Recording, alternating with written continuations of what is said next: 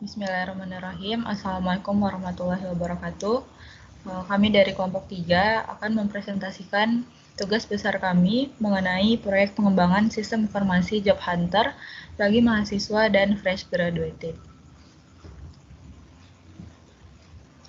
Sebelum masuk kepada presentasi materi yang akan disampaikan, kita masuk ke materi yang pertama untuk perkenalan beserta deskripsi topik yang akan dijelaskan oleh teman saya Raffi. Pada Raffi dipersilakan. Baik, terima kasih kepada Ova selaku moderator. Baiklah, di sini saya akan menjelaskan terlebih dahulu yaitu tim member, yang mana tim member dari kelompok 3 yaitu yang pertama ada Laila Rahmatul Ova dengan NIM 1911522013 yaitu sebagai Scrum Master di tim ini. Kemudian development timnya ada 3 orang. Yang pertama itu ada Intan Yulana Putri dengan NIM 1911522007. Kemudian ada saya sendiri Muhammad Afaq Nugraha dengan NIM 1911523007 dan ada Dwiki Rahmat Fadila dengan NIM 1911529001. Mungkin next. Baiklah, selanjutnya saya akan menjelaskan mengenai deskripsi topik yang kami bangun.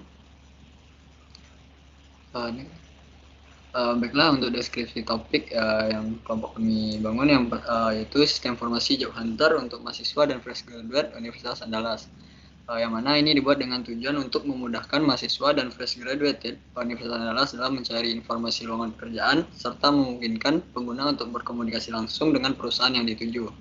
Selain itu, aplikasi Job Hunter ini juga memungkinkan semua kegiatan mencari pekerjaan menjadi lebih efektif dan efisien daripada melakukannya dengan cara yang manual. Next. Kemudian di sini saya akan menjelaskan mengenai analisis kuantitatif dan kualitatif. Yang pertama yaitu analisis kuantitatif, yang mana analisis kuantitatif ini menghasilkan jenis data berupa data angka yang biasanya diperoleh dari hasil kuesioner. Data yang telah dikumpulkan direpresentasikan dalam angka dan diolah untuk mendapatkan kesimpulan. Dikarenakan analisis ini menggunakan angka, maka analisis ini menggunakan ilmu statistika. Dan analisis kuantitatif ini terdiri dari 2 bentuk uji, yang mana yang pertama ada uji validitas dan uji reliabilitas. Pada analisis kuantitatif ini kami membuatkan sebuah kuesioner, yang mana nantinya kuesioner ini akan diisi oleh para responden yang kami berikan kuesionernya, yang mana untuk daftar pertanyaan dari kuesioner yang kami ajukan kepada responden, yang pertama yaitu selama ini saya mencari informasi lowongan pekerjaan melalui koran atau poster dan mengantarkan berkas-berkas lamaran pekerjaan secara manual. Yang kedua, saya kesulitan dalam mencari lowongan pekerjaan secara manual, baik itu koran atau poster. Yang ketiga, informasi lowongan pekerjaan tersebar di mana-mana membuat saya bingung untuk memilih. Yang keempat, mencari 6 lamar pekerjaan secara manual, koran atau poster membuang banyak waktu dan biaya. Yang kelima, saya lebih suka atau cenderung mencari informasi lowongan pekerjaan secara online seperti melalui website, media sosial, atau aplikasi. Yang keenam, saya lebih suka atau cenderung mengunggah lamaran secara online seperti melalui website, aplikasi, email, dan lain-lain daripada mengantarkan berkas-berkas lamaran ke instansi secara langsung. Yang ketujuh yaitu saya akan beralih ke online jika ada sebuah website atau aplikasi yang sudah mengumpulkan informasi lowongan pekerjaan, apalagi dapat mengunggah lamaran pekerjaan secara online. Mungkin selanjutnya untuk keterangan dari kuesionernya, kuesioner dilakukan dengan menggunakan skala Likert dengan 1-5 dengan keterangan 1 yaitu sama dengan sangat tidak setuju, kedua tidak setuju, 3 kurang setuju, 4 setuju, dan 5 sangat setuju. Kemudian setelah dilakukan setelah disebarkan kuesioner tadi dan diisi oleh beberapa responden dengan jumlah responden yaitu 23 orang, berikut data hasil kuesionernya di setiap pertanyaan dari 7 pertanyaan.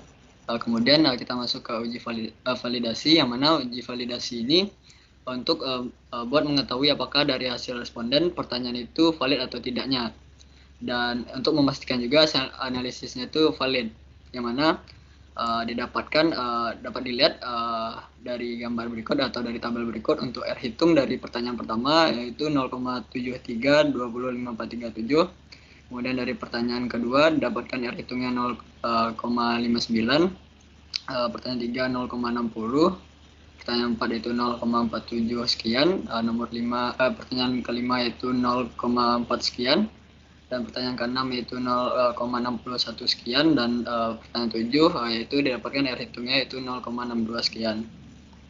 Kemudian untuk R tabelnya yaitu 0,43 untuk ke-7 pertanyaannya, dan yang terakhir yaitu status, yang mana status ini didapatkan jika R hitungnya besar dari R tabel, maka itu dapat dikatakan valid. Dapat dilihat dari 7 pertanyaan ini semua statusnya itu valid, mana R hitungnya besar dari R tabel. Mungkin next. Kemudian itu dilakukan uji reliabilitas, yang mana uji reliabilitas ini untuk mengukur apakah hasil respon atau jawabannya itu akurat. Yang mana untuk pertanyaan tadi yaitu ada 7, itu pertanyaan dibagi ganjil dengan ganjil, kemudian genap dengan genap. Kemudian didapatkan R hitungnya yaitu 0,53, 4982, dan Spearman-nya 0,697053, dan R tabelnya itu 0,433. Kemudian untuk status ini dicari dengan lakukan jika Spearman-nya besar dari R tabel, maka itu dikatakan reliable. Dan dapat dilihat dari hasilnya yaitu statusnya reliable, yang mana Spearman ini besar dari R tabel. Kemudian untuk kategorinya, karena Spearman ini besar dari 0,6 dan kecil sama dari 0,8, maka itu termasuk kategori tinggi. Mungkin next. Kemudian untuk kesimpulan dari analisis kuantitatif ini, berdasarkan hasil uji validitas dan reliabilitas yang telah dilakukan, dapat disimpulkan bahwa pengukuran dengan metode kuesioner ini bernilai valid dan memiliki tingkat keakuratan yang tinggi. Next. Selanjutnya yaitu analisis kualitatif, yang mana pada analisis kualitatif ini harus menempuh 3 langkah utama, yaitu pertama reduksi data, kemudian itu penyajian data, dan yang terakhir yaitu verifikasi atau penyimpulan data. Yang dapat dilihat pada gambar berikut ini merupakan kegiatan dari analisis data kualitatif, dan dapat kita lihat di gambarnya. Yang pertama itu dilakukan pengumpulan data dulu, kemudian dapat dilakukan reduksi data, yang mana reduksi data ini pemisahan hal-hal penting dan tidak penting sehingga data yang terkumpul lebih terfokus pada tujuan penelitian. Dan kemudian dapat dilakukan penyajian data, dan terakhir yaitu dapat dilakukan penarikan kesimpulan. Next. Kemudian pada analisis kualitatif ini kami melakukan wawancara dengan mewawancarai beberapa informan, yang mana ada 3 informan yang kami wawancarai. Yang pertama itu ada dengan nama Ovinanda Putri dengan NIM 171152 1015 dari jurusan Sistem Informasi, yaitu statusnya fresh graduated. Informan kedua yaitu ada Ulfa Dwi Riwayati dengan NIM 1711 21 2021 dari jurusan Ilmu Kesehatan Masyarakat, yang mana statusnya fresh graduated. Yang ketiga yaitu ada Ikhwanul Mufid dengan NIM 1910 85 2041 dari jurusan Hubungan Internasional, yaitu statusnya mahasiswa dengan kerja part time. Mungkin setelah dilakukan wawancara tadi, selanjutnya yaitu dilakukan reduksi data, yang mana untuk pertanyaan pertama yang ditanyakan kepada informan yaitu apakah Anda pernah mencari atau memiliki keinginan untuk melamar pekerjaan. Dari informan pertama yaitu jawabannya pernah, informan kedua yaitu ya pernah, dan informan ketiga yaitu ya, rata-rata menjawab pernah, yang mana analisisnya ketiga informan menyatakan bahwa mereka semua pernah mencari atau memiliki keinginan untuk melamar pekerjaan. Next. Untuk pertanyaan kedua, yang mana jika iya, dari mana biasanya Anda mendapatkan informasi mengenai lowongan pekerjaan tersebut? Dari informan pertama, jawabannya dari website karir perusahaan yang bersangkutan, atau LinkedIn, Jobseeker, Jobstreet, Instagram, dan lain-lain. Untuk informan kedua, jawabannya LinkedIn, akun-akun lowongan pekerjaan, dan informan ketiga itu jawabannya media sosial. Mana analisisnya ketika informan menyatakan bahwa mereka biasanya mendapatkan informasi lowongan pekerjaan secara online, baik melalui website karir perusahaan yang bersangkutan maupun melalui media sosial yang dapat digunakan untuk menemukan lowongan pekerjaan. Untuk pertanyaan ketiga yaitu apakah ada kesulitan selama mencari lowongan pekerjaan? Jika iya, apa saja kesulitannya? Untuk jawaban dari informan pertama, iya karena kebanyakan perusahaan membutuhkan pengalaman. Yang kedua yaitu iya karena rata-rata yang dicari adalah yang punya minimal 2 tahun pengalaman di bidang yang sama. Dan yang ketiga, informan ketiga jawabannya iya karena banyak tawaran pekerjaan yang tidak sesuai dengan bidang saya. Dan untuk analisisnya, informan 1 dan 2 sepakat bahwa mereka mengalami kesulitan selama mencari lowongan pekerjaan dikarenakan kebanyakan lowongan yang ditawarkan membutuhkan pengalaman. Dan informan ketiga menyatakan bahwa banyak lowongan pekerjaan yang tidak sesuai dengan bidang yang diinginkan. Mungkin next time. Kemudian untuk pertanyaan keempat, yaitu apakah Anda pernah mencari lowongan pekerjaan melalui website atau aplikasi? Untuk informan pertama yaitu jawab pernah, informan kedua dan ketiga yaitu rata-rata jawab pernah. Dan analisisnya ketiga informan menyatakan bahwa mereka pernah mencari lowongan pekerjaan melalui website atau aplikasi. Untuk pertanyaan kelima yaitu jika pernah, apakah website, aplikasi atau aplikasi tersebut membantu Anda dalam menemukan pekerjaan yang Anda butuhkan? Untuk informan pertama menjawab iya sangat membantu, dan informan kedua yaitu ya cukup membantu, dan informan ketiga menjawab ya membantu seperti LinkedIn. Untuk analisisnya ketiga informan menyatakan bahwa penggunaan website, aplikasi atau aplikasi dinilai membantu mereka untuk menemukan pekerjaan yang dibutuhkan. Next. Selanjutnya untuk pertanyaan ke-6, untuk para informan, apa saja fitur yang ada pada website atau aplikasi tersebut? Untuk jawaban dari informan pertama yaitu fitur profil atau upload CV, lamaran tersedia, lamaran terkirim, rekomendasi lamaran, fitur chat atau pesan. Untuk informan kedua yaitu ada bagian CV atau biodata pribadi, fitur connect dengan teman lain sama job seeker maupun job hunter, fitur rekomendasi pekerjaan sesuai yang kita inginkan. Untuk informan ketiga jawabannya itu fitur filter yang dimana memudahkan kita untuk mencari pekerjaan yang sesuai dengan profil kita.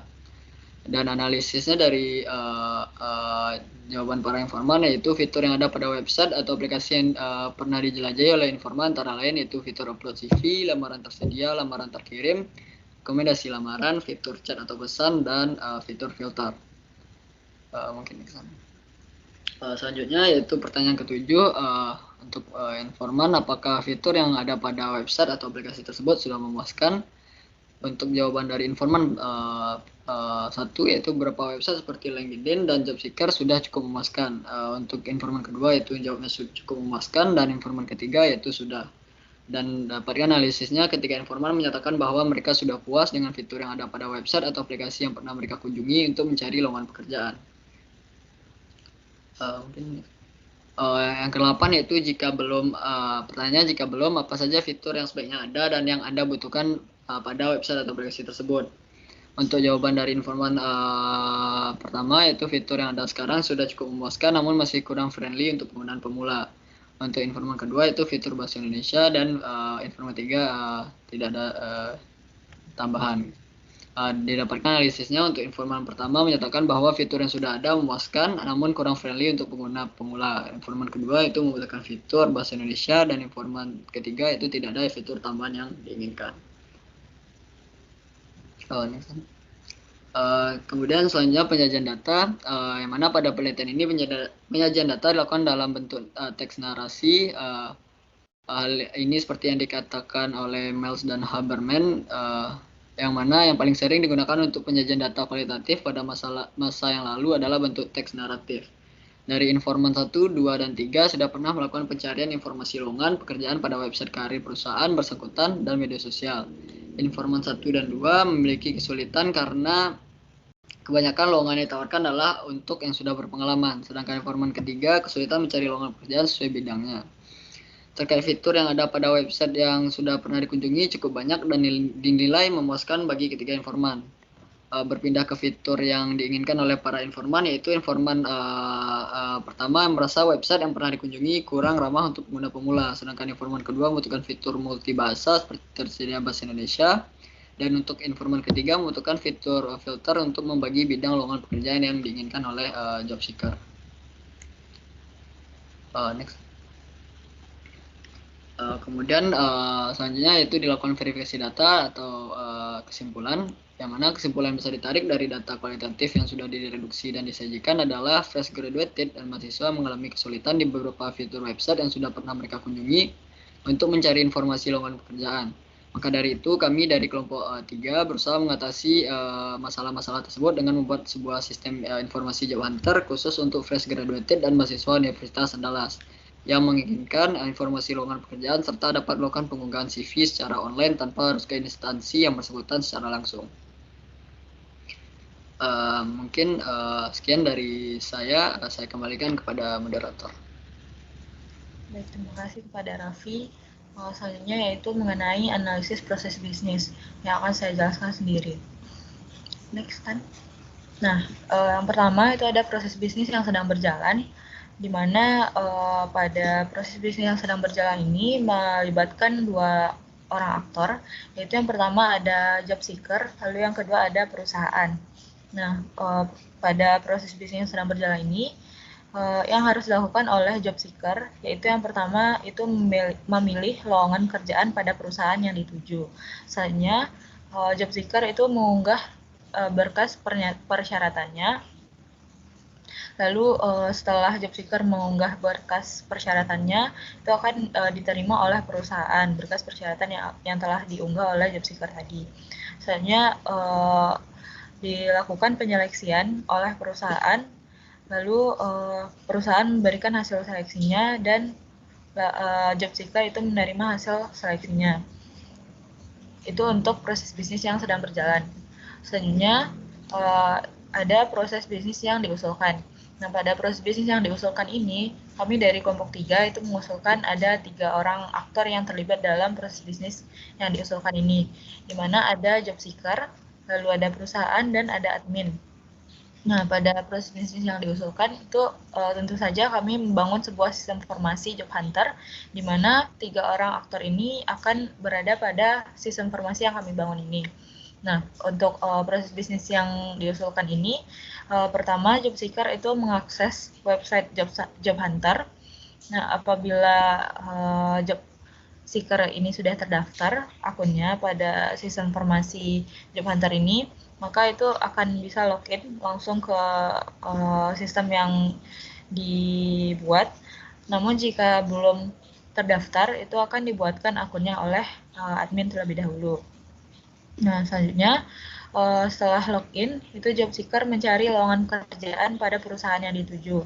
Nah, pada saat mencari lowongan pekerjaan pada perusahaan yang dituju ini, tentu saja itu akan disimpan pada sebuah database, karena lowongan pekerjaan ini sudah terletak atau disimpan di sebuah database yang saling terintegrasi.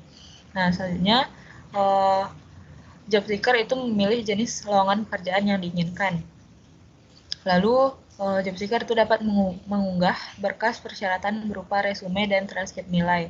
Nah, setelah diunggah itu perusahaan dapat melakukan penyeleksian pada berkas pelamar yang sudah diunggah tadi.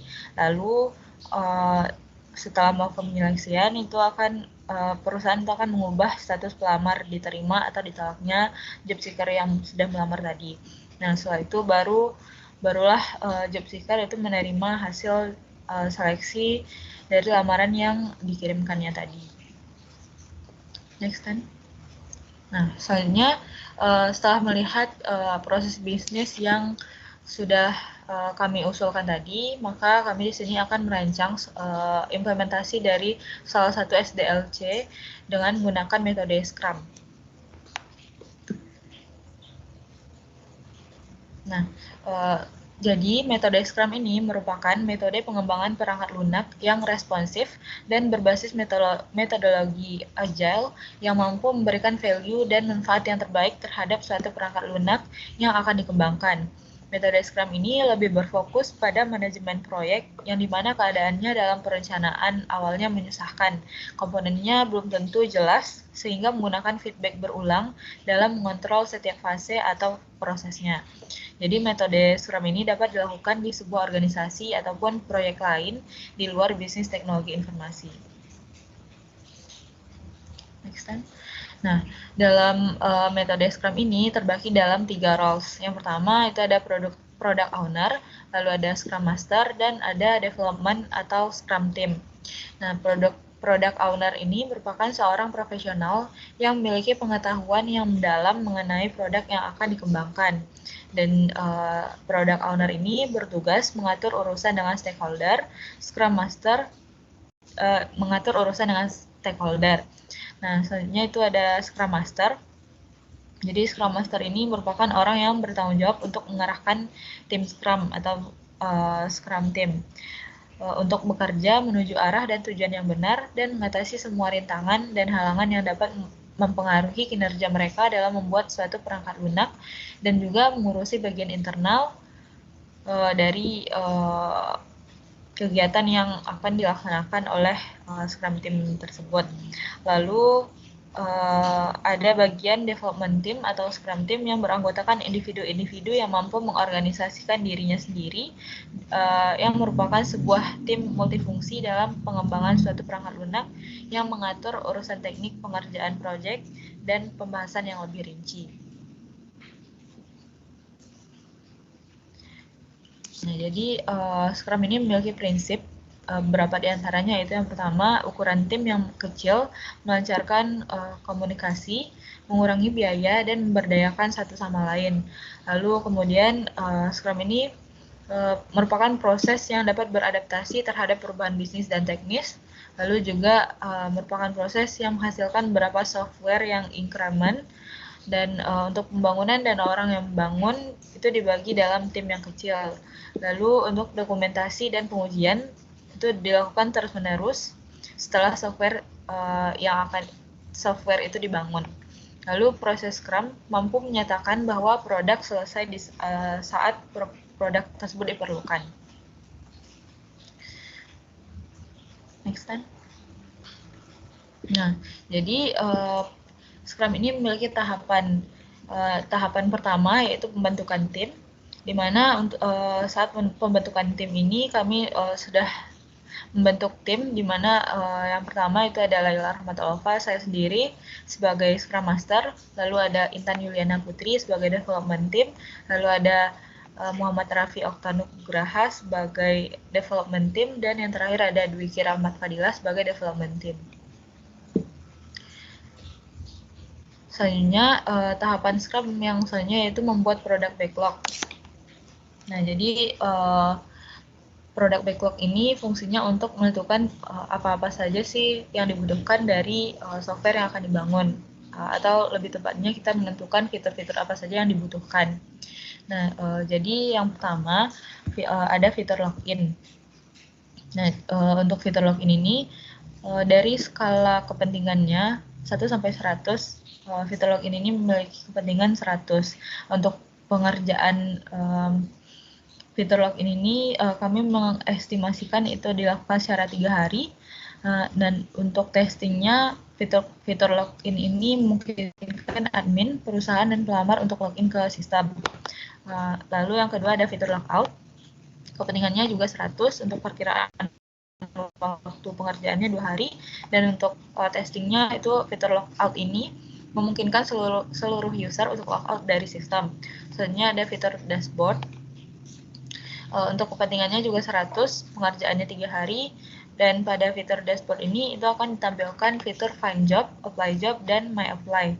Selanjutnya yang keempat ada fitur find job, untuk kepentingan juga 100, perkiraan waktu pengerjaannya itu ada 3 hari, dan testingnya dimungkinkan untuk fitur find job ini seluruh user dapat melihat lowongan pekerjaan yang tersedia. Lalu ada fitur apply job, kepentingannya 100, perkiraan waktunya 3 hari, dan untuk testingnya fitur apply job ini pelamar dapat melakukan apply pada job yang telah tersedia. Next one. Nah, lalu ada tahapan yang selanjutnya yaitu membuat produk backlog. Tadi selanjutnya itu ada fitur my apply, di mana kepentingannya 100, perkiraan waktu penyelesaiannya 3 hari, dan untuk testingnya pelamar itu dapat melihat hasil apply job pada perusahaan tertentu. Lalu ada fitur my account, untuk kepentingannya 100, untuk perkiraan waktu penyelesaiannya ada 3 hari. Untuk testing itu pelamar dapat mengisi profil diri. Lalu ada fitur portofolio, kepentingan juga 100, perkiraan waktunya 3 hari. Pada fitur portofolio ini, pelamar itu dapat melihat portofolio yang dibuat. Lalu ada fitur lihat detail list lowongan pekerjaan. Untuk kepentingannya itu 95, perkiraan waktu pengerjaannya itu ada 2 hari, dan testingnya memungkinkan seluruh user untuk melihat detail list lowongan pekerjaan. Lalu ada pencarian lowongan pekerjaan, kepentingannya itu 100, perkiraan waktu pengerjaannya itu 2 hari. Dan untuk testingnya, fitur pencarian lowongan pekerjaan ini memungkinkan seluruh user untuk mencari lowongan pekerjaan. Next time. Selanjutnya ada fitur kelola perusahaan dan pelamar yang akan dikelola oleh admin. Untuk kepentingannya itu 100, perkiraan waktu pengerjaannya ada 6 hari. Untuk testingnya itu fitur kelola perusahaan dan pelamar ini memungkinkan dilakukannya CRUD data perusahaan dan CRUD data pelamar oleh admin. Begitu juga dengan kedua fitur lainnya, itu fitur kelola perusahaan dan pelamar. Kepentingannya juga sama-sama 100, untuk perkiraan waktu pengerjaannya 6 hari, dan untuk testingnya juga dapat dilakukan CRUD pada data perusahaan beserta data pelamar oleh perusahaan dan pelamar tadi. Next. Nah, selanjutnya itu ada fase sprint. Nah, pada fase sprint ini kami menetapkan ada 3 kali sprint yang akan dilakukan.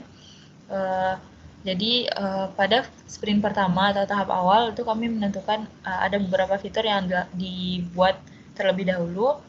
Yang pertama itu ada fitur login.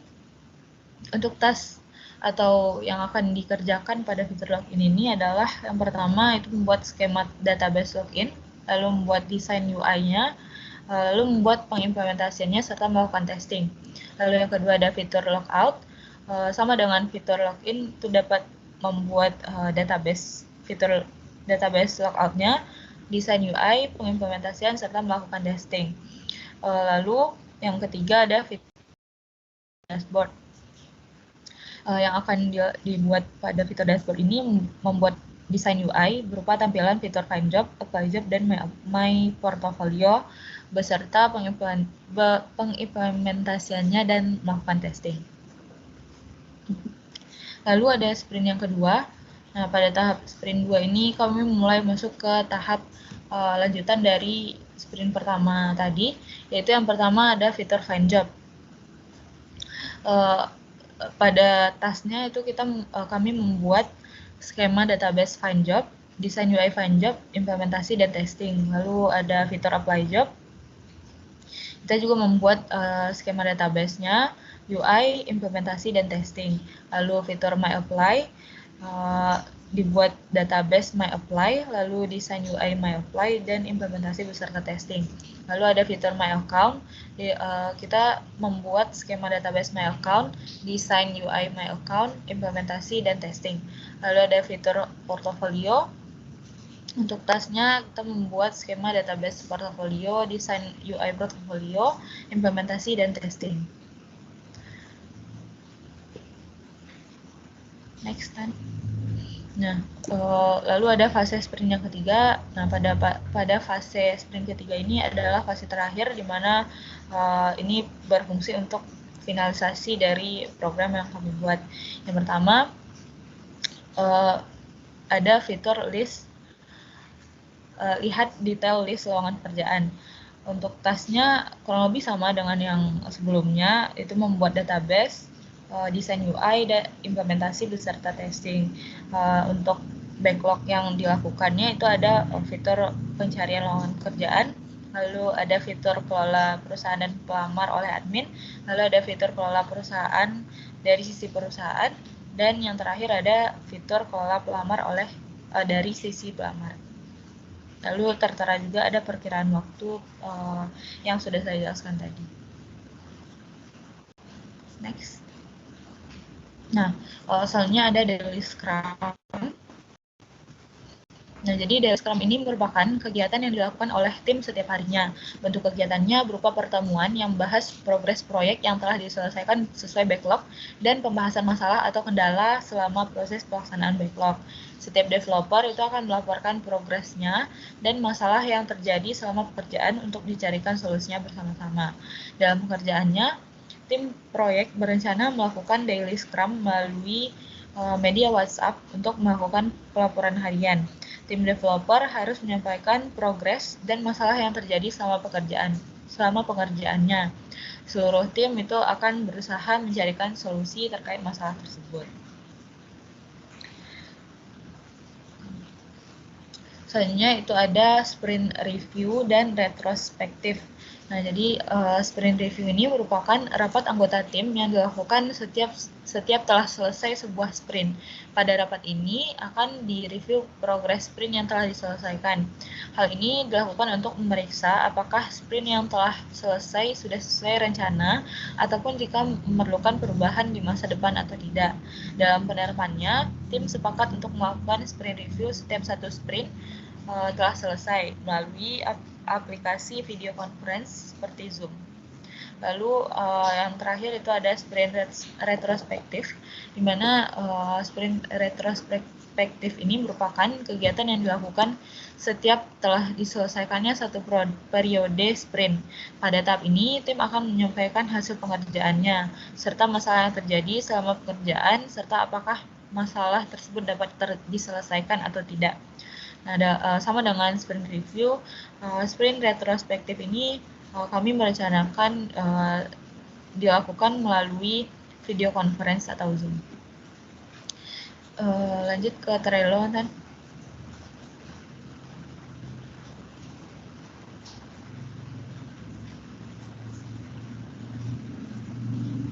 Nah, berdasarkan rancangan atau metode Scrum yang kami ambil tadi, kami di sini menggunakan Trello sebagai workspace kami untuk melihat progres dari pekerjaan yang sudah kami lakukan.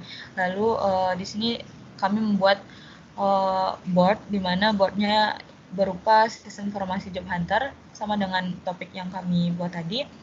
Nah, pada bagian awal itu kami membuat product definition. Pada product definition ini kami mendefinisikan mengenai topik yang kami angkat. Yang pertama, kami mendefinisikan struktur organisasi yang sudah dijelaskan tadi oleh Raffi. Lalu ada user persona. User persona ini merupakan customer segment yang memungkinkan perusahaan yang berfungsi untuk memungkinkan perusahaan untuk lebih fokus memahami kebutuhan dan pemenuhan keinginan pelanggan seperti yang tertera pada layar. Lalu selanjutnya itu ada key partner.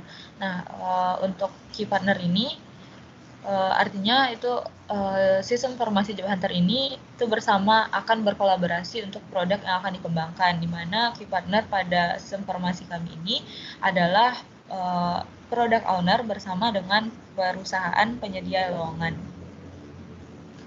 Selanjutnya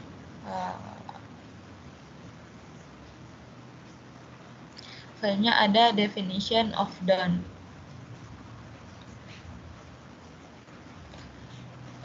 Pada definition of done ini dideskripsikan apa saja yang harus dilakukan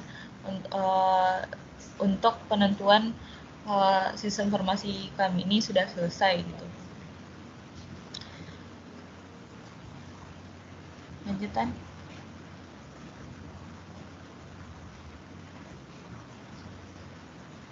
Nah, selanjutnya ada project milestone.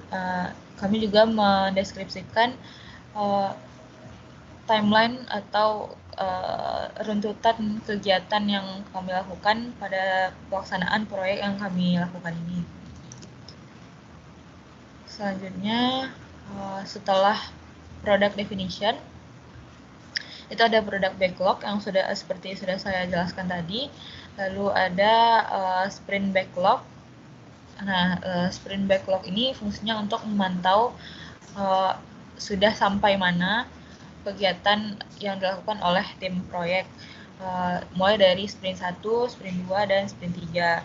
Nah, dan untuk bagian to-do bisa dilakukan sesuai dengan apa-apa saja yang harus dilakukan oleh tim pengembang untuk memenuhi apa-apa saja yang dibutuhkan oleh sprint backlog tadi.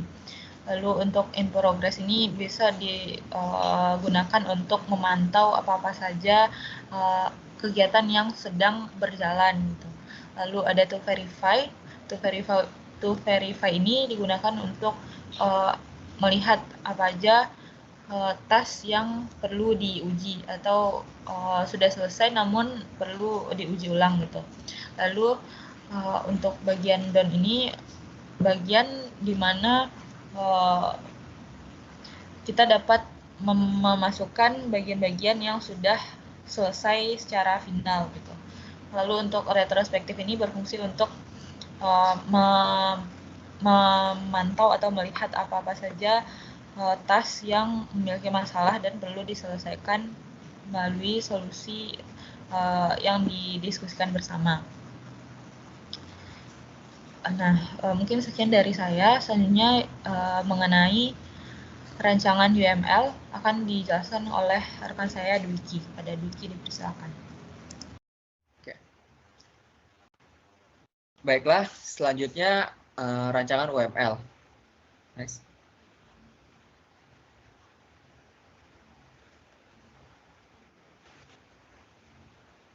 Yang pertama ada use case diagramnya. Di mana di use case diagram sistem informasi job hunting ini, admin, pelamar, dan juga perusahaan dapat melakukan login dan juga logout. Admin dapat melihat data lowongan, mengelola data perusahaan, mengelola data pelamar, mengelola data bidang pekerjaan, mengelola data jenis industri perusahaan, melihat report lowongan pekerjaan. Lalu perusahaan dapat membuat akun perusahaan, admin, pelamar, dan juga perusahaan juga dapat mengganti password. Lalu perusahaan dapat mengganti profil, mengedit profil, menambahkan lowongan pekerjaan, serta mengelola lamaran pekerjaan. Pelamar dapat melakukan mengganti password, mengedit profil, mengajukan lamaran pekerjaan, serta melihat hasil lamaran pekerjaan. Next. Oke. Di sini terdapat use case scenario dari login, activity diagram dari login, kolaboratif diagram, cycle diagram dari login. Seperti yang terlihat di ini. Next.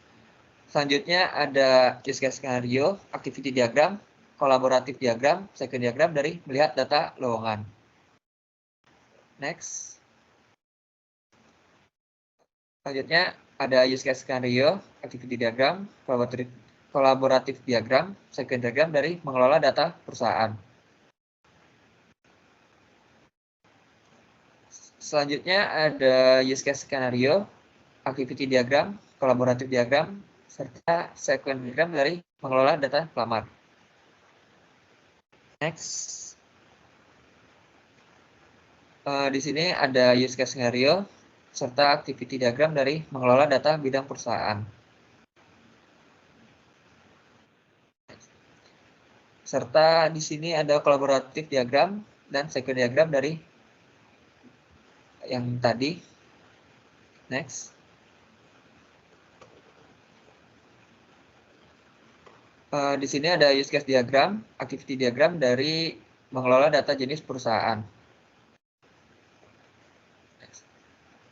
Selanjutnya kolaboratif diagram serta cycle diagram dari mengelola data jenis perusahaan.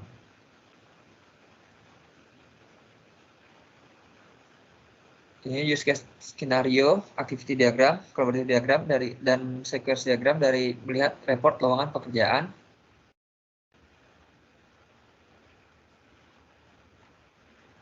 Lalu use case skenario, activity diagram, kolaboratif diagram serta cycle diagram dari membuat akun perusahaan.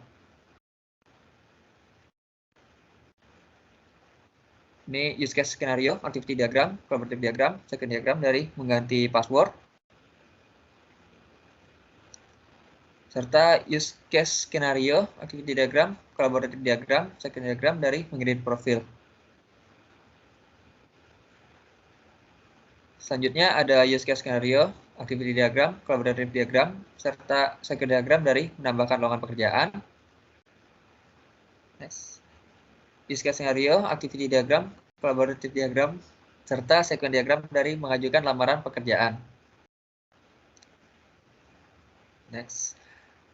Use case scenario, activity diagram, collaborative diagram, second diagram dari mengelola lamaran pekerjaan.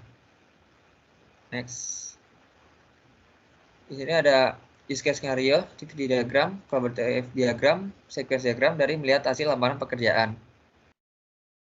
Next. Terakhir ada use case scenario, activity diagram, collaborative diagram, second diagram dari logout. Next. Selanjutnya ada IRD dari aplikasi yang telah dibuat. Next. Selanjutnya ada user interface yang telah kami buat. Di sini terdapat UI pada halaman home, lalu UI pada find job, UI dari hasil find job, UI dari login, UI dashboard perusahaan, serta UI dari edit perusahaan. Next. Selanjutnya ada UI dari find job pelamar, find job hasil dari pelamar, UI view job, dan UI apply job. Next. Lalu selanjutnya ada UI dari kelola data perusahaan, UI dari data lowongan, UI profil pelamar, UI detail kelola data perusahaan, UI detail list data lowongan, serta UI edit profil pelamar. Next. Selanjutnya ada UI dashboard admin, UI dashboard pelamar, UI resume atau my apply, UI view resume atau my apply tadi. Selanjutnya UI kelola data pelamar, UI portofolio, UI tambah portofolio. Terakhir ada UI edit portofolio. Next. Selanjutnya ada UI untuk mengedit password, UI menu postingan, UI menu pasang lowongan, UI menu inbox resume, UI edit lowongan, serta UI tampil detail lowongan. Baiklah, selanjutnya saya serahkan kembali ke moderator.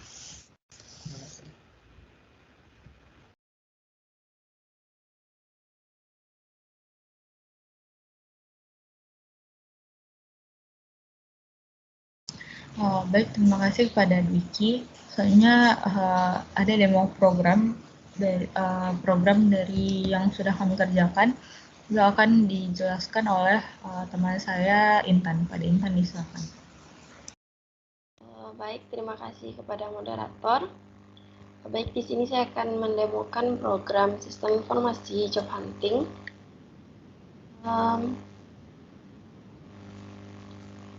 Untuk mahasiswa dan fresh graduated Universitas Andalas. Nah, di sini untuk sistem informasi itu sendiri diawali dengan awalnya yaitu login dari admin. Sebelum itu ini adalah tampilan halaman dari home yang ada pada sistem informasi ini. Dimana pada halaman home ini kita dapat mencari lowongan pekerjaan tanpa harus login terlebih dahulu. Misalnya di sini kita mencari lowongan pekerjaan dengan posisi sebagai bos. Nah, maka akan keluar hasil pencarian sesuai dengan kata kunci. Nah, selanjutnya kita akan login sebagai admin.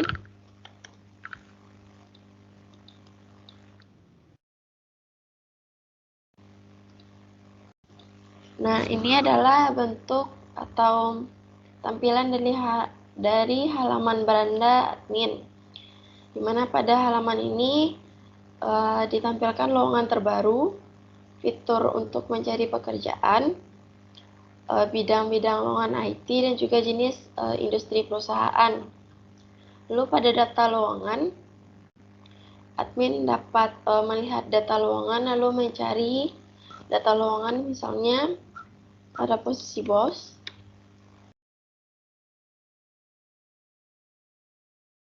Nah, maka akan tampil hasil pencariannya.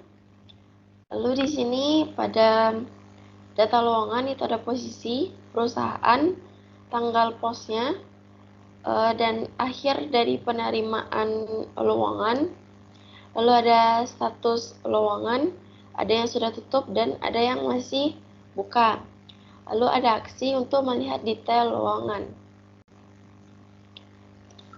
Lalu ada fitur data perusahaan, di mana pada halaman ini admin dapat melihat daftar perusahaan, dapat melakukan pencarian, misalnya Budiman.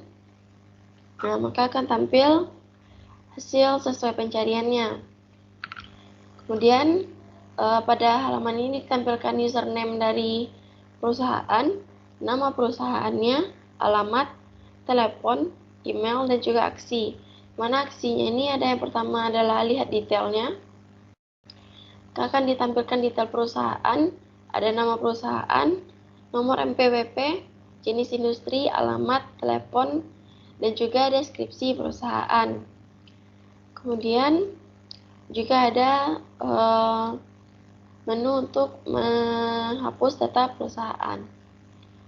Kemudian ada data pelamar, di mana pada halaman ini admin dapat melihat list daftar pelamar yang telah membuat akun.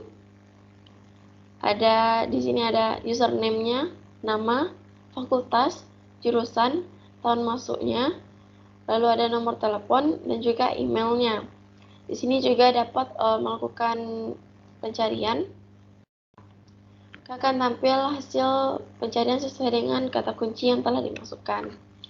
Lalu di sini kita juga dapat menambah data pelamar. Misalnya username-nya di sini Intan. Passwordnya 123. Emailnya. Nah, kita coba simpan. Jika berhasil, maka akan ditampilkan kotak dialog. Dan kita refresh. Nah, di sini data pelamar dengan nama Intan sudah ditambahkan. Selanjutnya ada data master, di mana data master ini ada dua submenu. Yang pertama ada data bidang pekerjaan.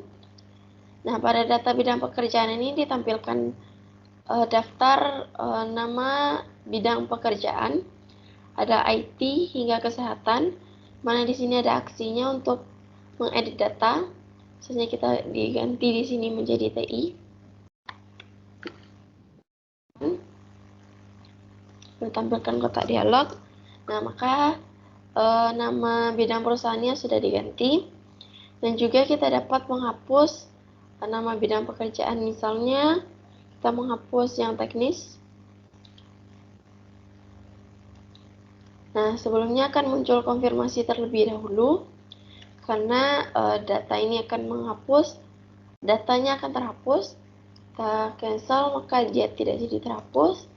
Jika kita klik OK, maka data berhasil dihapus. Data teknis tadi sudah tidak tampil lagi. Kemudian kita dapat menambahkan data. Misalnya di sini kita tambahkan lagi yang teknik tadi. Simpan. Nah, akan muncul kotak dialog dan telah tampil kembali bidang pekerjaan teknik. Selanjutnya kita dapat melihat submenu data jenis perusahaan, jenis industri perusahaan. Mana di sini ditampilkan nama jenis industri perusahaan dan juga aksinya. Kita dapat search, misalnya kita klik IT. Nah, maka akan tampil hasil pencariannya. Lalu kita dapat mengedit. Misalnya di sini kita ganti menjadi done.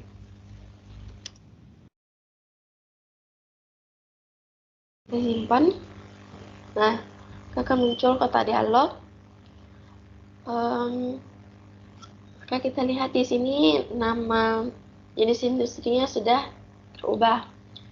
Kita dapat menghapus, misalnya kita hapus yang IT ini, muncul konfirmasi terlebih dahulu. Jika cancel tidak jadi terhapus, lalu kita klik OK untuk menghapusnya. Nah, di sini hanya tersisa satu jenis industri perusahaan. Lalu kita juga dapat menambahkan data. Nah, di sini bisa kita tambahkan IT dan telecommunication tadi. Kita simpan. Nah, sudah tampil kembali jenis industri perusahaan IT dan telecommunication. Kemudian di sini ada report, menu report. Nah, di sini pada menu report ini admin dapat melihat dan nantinya juga dapat mendownload report dari aplikasi, misalnya report lowongan. Di sini kita pilih waktunya, ini dari tahun 2020 hingga 31/2001. Kita tampilkan. Nah, di sini tidak ada lowongan pekerjaan, atau mungkin bisa kita ganti waktunya menjadi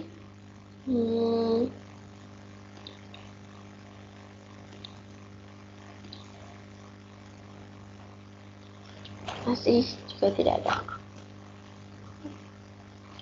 Nah, dan juga pada tampilan ini kita dapat mendownloadnya dengan mengklik save. Maka dia akan terdownload.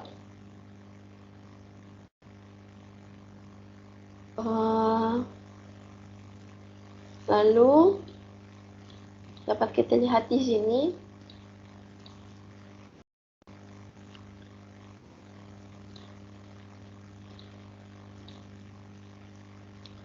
sebentar. Nah, dapat kita lihat telah terdownload data lowongan kerja. Kemudian kita dapat melihat report perusahaan. Misalnya dari tanggal ini sampai kita tampilkan. Juga karena datanya tidak ada, maka tidak tampil data lowongan pekerjaannya. Kita dapat save perusahaan. Kita lihat sudah ada data perusahaan. Kemudian ada data pelamar, ambil dari tahun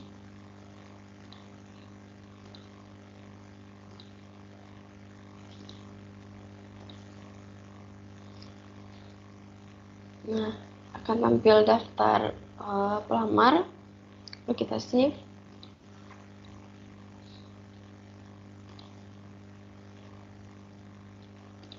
Dapat kita lihat di sini sudah ada data pelamar kerja.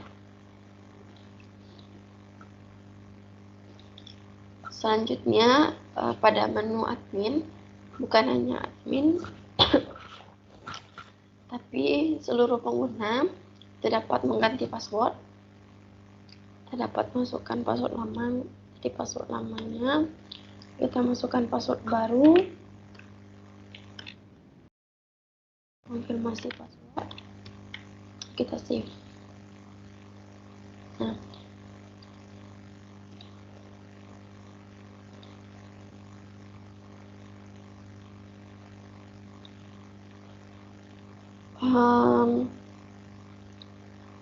lalu setelah kita coba login dengan password baru.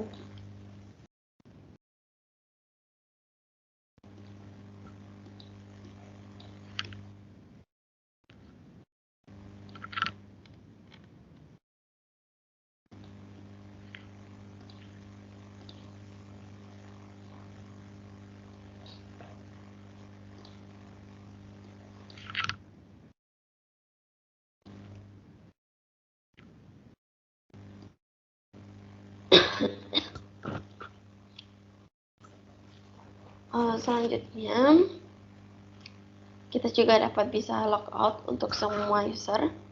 Maka tampil pada halaman utama tadi. Selanjutnya kita lanjut ke perusahaan. Perusahaan dapat mengklik pada halaman berananya, kita dapat mengklik pasang lowongan. Lalu kita bisa sign up atau membuat data perusahaan. Di sini kita coba membuat data Semen Padang.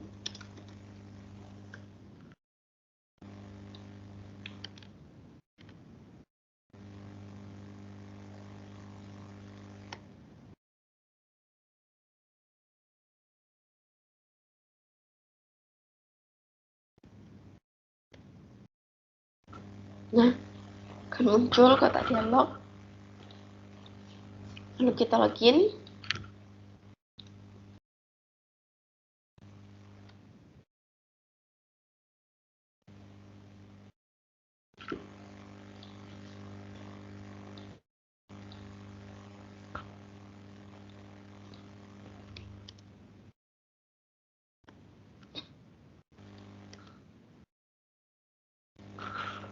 Nah, setelah berhasil login, maka perusahaan diminta untuk mengisi profil perusahaan.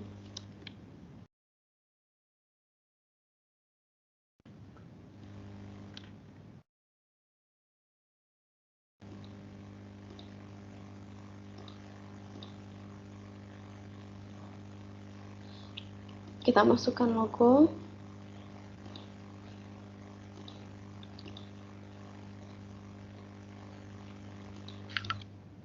Deskripsi perusahaan.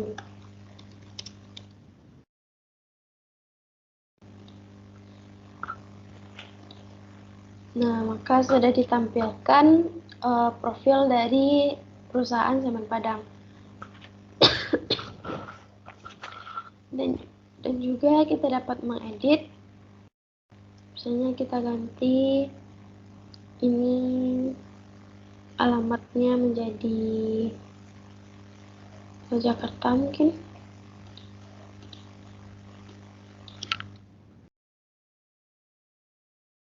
Lalu kita edit. Nah, di sini alamatnya sudah terganti. Lalu perusahaan dapat membuat postingan, melihat data postingan. Karena di sini belum ada, kita tambahkan.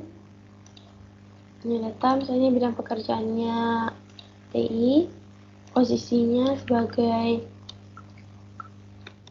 developer, tipe pekerjaannya full time, gaji minimumnya misalnya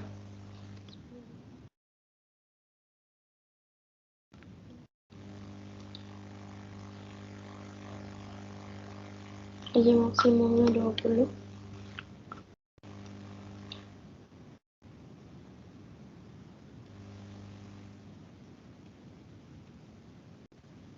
Lalu syaratnya sarjana. Akhir lowongannya kita buat 31 Januari 2022. Deskripsinya dibutuhkan. Kita publish. Nah, maka sudah ditampilkan data lowongan tadi. Kemudian kita dapat melihat aksinya, diedit. Kita tambahkan.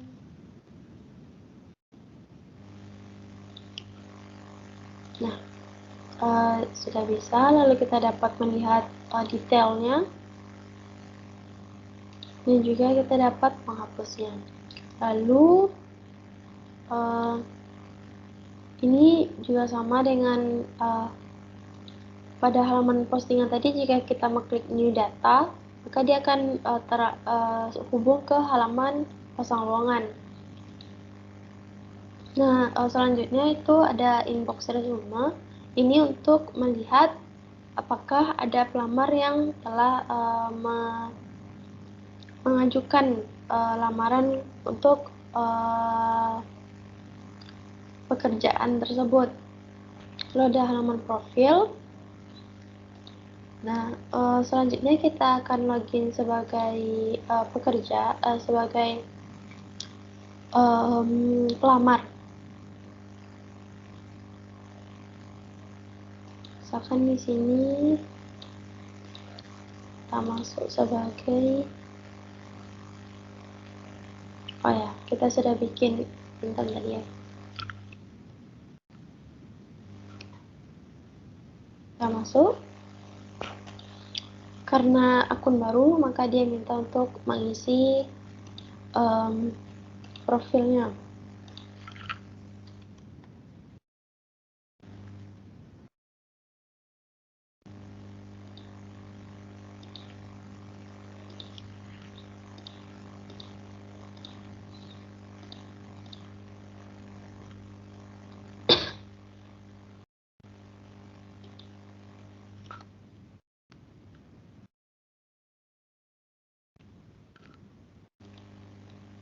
Kalian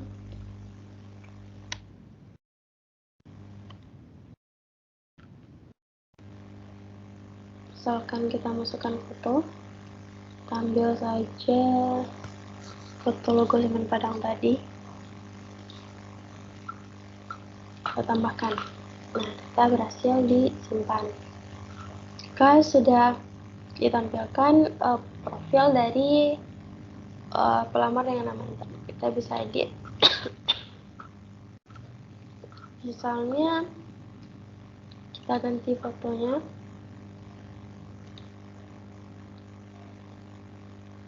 kita ganti dengan ini, kita edit. Nah, maka sudah diganti. Lalu halaman beranda dari pelamar, di sini ada menu sama, ada lowongan pekerjaan terbaru, dan juga ada halaman untuk mencari pekerjaan. Lalu ada pilihan lowongan bidang pekerjaan, jenis industri, perusahaan. Misalnya kita cari developer,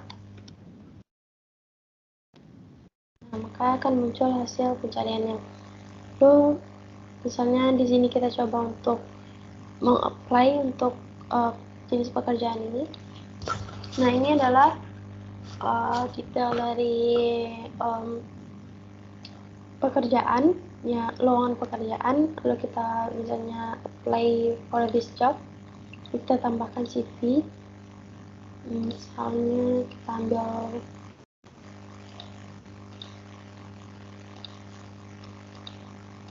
nah, setelah dimasukkan CV dan juga transkrip nilai atau jasanya, kita apply. Nah, maka kita sudah melakukan pelamaran pekerjaan. Lalu dapat melihat di resume.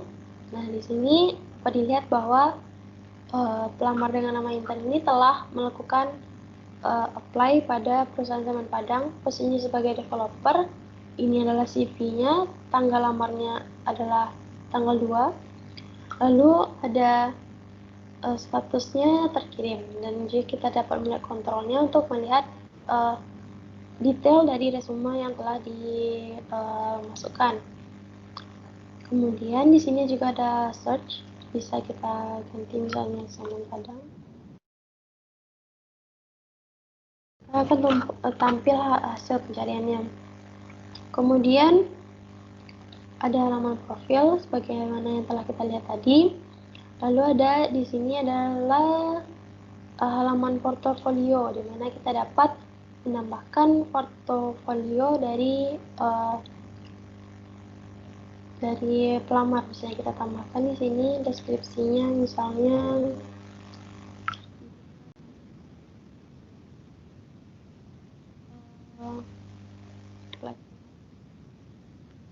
tahun 2021, tapi ini misalnya datanya, lalu kita tambahkan. Jika sudah ditambahkan, nah, di sini sudah terlihat bahwa sudah ada portofolio dari Intan. Ada aksinya, di sini kita dapat mengunduhnya, dan juga nah, akan tampil halaman dari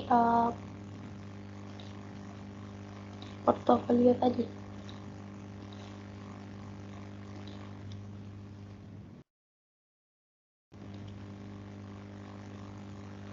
Nah, selanjutnya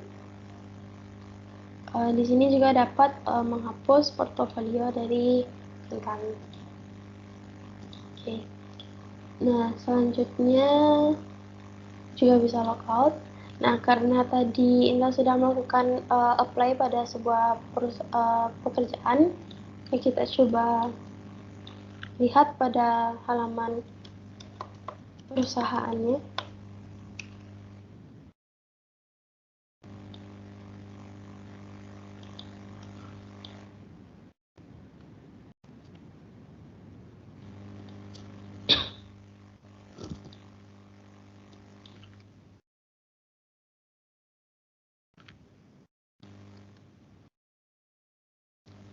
Nah, di sini bisa kita lihat inbox resumenya. Di sini sudah ada data lowongan pekerjaan, data lamaran. Mana ada nama pelamarnya, emailnya, posisi, tanggal lamar, dan statusnya. Lalu ada aksinya di sini, ada review resumenya. Nah, di sini dapat mengubah statusnya. Misalnya jika dia diterima, maka kita klik diterima, kita kirim. Nah, di sini statusnya sudah berubah menjadi diterima. Nah, karena sudah diterima di sini, maka kita coba login sebagai pelamar.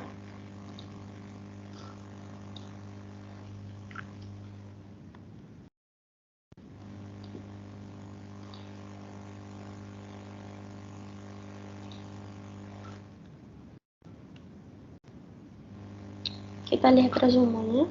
Nah, maka di sini statusnya sudah berubah menjadi diterima. Mungkin sekian demo dari saya kembalikan kepada moderator.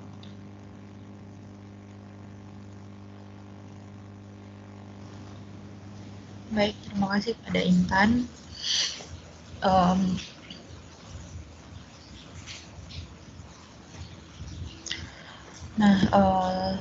Akhirnya kita sampai kepada penghujung presentasi kita pada hari ini, yaitu mengenai kesimpulan.